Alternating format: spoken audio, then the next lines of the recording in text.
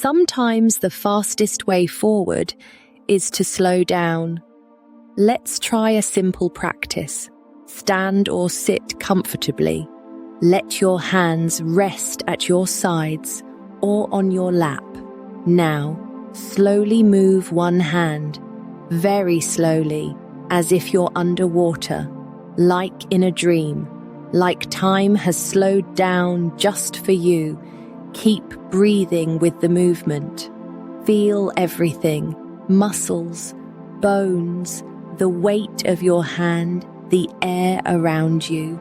Notice how your attention becomes sharper, how your mind becomes quieter, and your body more present. This kind of slow movement is not weakness.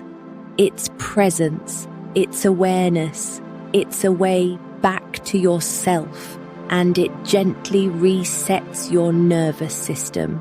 Try it for a minute or two each day.